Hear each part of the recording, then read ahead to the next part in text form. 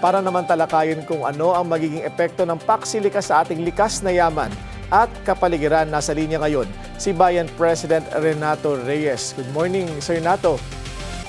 Ay, good morning sa inyong mga taga-subaybay. Sir, ano ho ang posisyon ng bayan dito sa Pax-Silica Initiative? Well, kami po ang isa sa mga unang tumutol. Kasama po yung Koalisyong Makabayan, yung mga Makabayan Bloc, dito sa panukalang Pax-Silica. Unang-una po, kailangang matukoy na para kanino ba ang proyektong ito. This is an initiative for the United States to be able to secure its supply chain. Lalo na, apektado to ng kanilang maganit na relasyon sa China. So, you have to understand na hindi ito intended for national development ng Pilipinas. It is primarily for the economic, military, geopolitical interest ng United States. So what happens, pag tayo ay sumali dyan, yung ating ekonomiya, yung ating national development, ay magiging aligned at naglilingkod na dun sa economic and geopolitical interest ng United States. So hindi ito nakatanaw doon sa paano natin paunlarin ang sarili natin. Hindi. Nakatanaw to paano tayo gagamitin para maglingkod doon sa supply chain needs sa kanilang AI, computer chips, and so on ng Estados Unidos. To give you an example, the Pax-Silica Initiative will require 5,000 gigawatts ng kuryente. Saan naman natin kukunin yun? Eh, tayo nga, meron tayong shortage ng kuryente ngayon, making us one of the highest, if not the highest, power rates in Asia right now. No? So, kung magtatayo tayo ng additional 5,000 gigawatts, saan kukunin? At ito ay hindi para sa kapakinabangan o use ng mga Pilipino. Ito ay channel, ito ay para sa use ng mga dayuhan ng Estados Unidos at ng iba pang mga investors. So makikita nyo, no, yung expansion ng capacity ng kuryente, hindi para sa Pilipino, kundi para suportahan yung power requirements ng dayuhan. Same with water. No?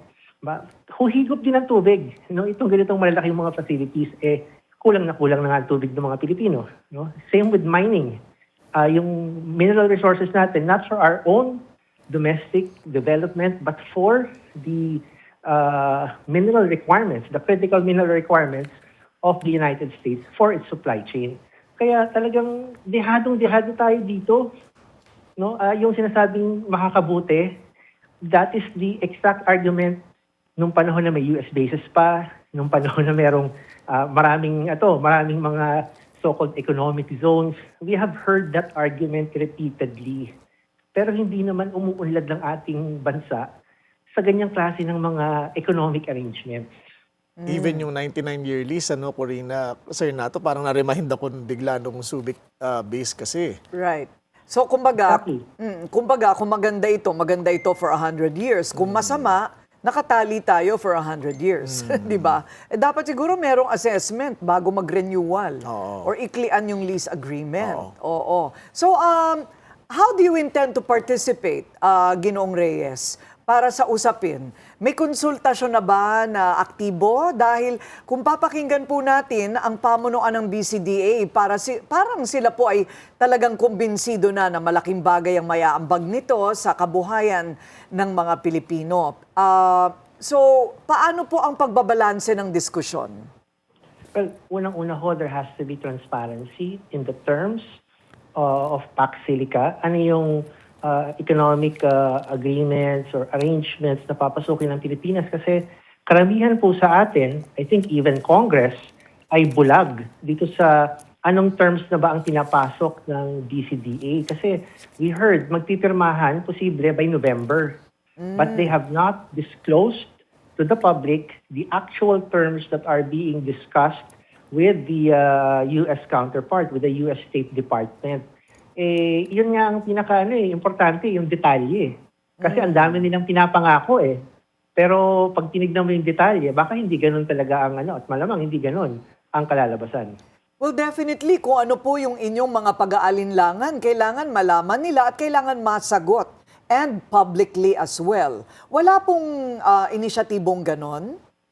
Well, alam po natin from the local groups, yung mga community groups, they have started informing yung mga residente, yung mga farmers na maaapektuhan ito. At kahit yung BCDA chairman naman sinasabi, talagang may mga farmers na maapektuhan. Pero hindi nila sinasabi na ito ay displacement. Parang sinasabi nila, i-relocate lang namin o babayaran lang namin yung mga farmers. Pero that's still displacement eh. Inamin naman nila na there will be affected farmers na kailangan umalis doon sa lugar na sasaklawin ng Pax Silica. So again, ano bang matimbang no para sa gobyerno natin, yung interest ng magsasakang Pilipino o yung mga dayuhang negosyante? Ayan, okay. So, ito po ba ay, may nakikita po ba kayong maaaring maganda naman mula po dito sa ano na ito, proposed project? Well, ang amin po kasing gawain ay hindi para i-point out yung maganda kasi yun na yung ginagawa ng gobyerno eh. Ang amin pong gawain ay i-point out ano yun naman yung kabilang mukha, di ba? May pagka one-sided, sabi nga ko, may pagka one-sided din po tayo. Baka magalit si Senator Robin. Hindi naman, trabaho talaga po ninyo yun eh. So, Opo. I guess kanya-kanyang trabaho lang yan, ano? Pero ang importante talaga, marinig din ng taong bayan. Lalo na yung mga stakeholders doon sa paligid, ano? Kung ano ang magiging epekto nito sa supply ng kuryente, kalikasan. Sa political, may nakikita po kayo na peligro sa atin? Meron po kung ang katangian nito ay military production, no? Military industrial production, and therefore naka-align tayo doon sa military posture ng Amerika at syempre that will create additional tension doon sa nangyayari na sa atin at sa China ngayon. Kasi nga ano yun eh, pag tinignan mo yung Pax Silica, may EDCA, may DFA, may mga balikatan war games, may lumilipad na mga Tomahawk missiles. Nagmumukha tayong military base ng Amerika.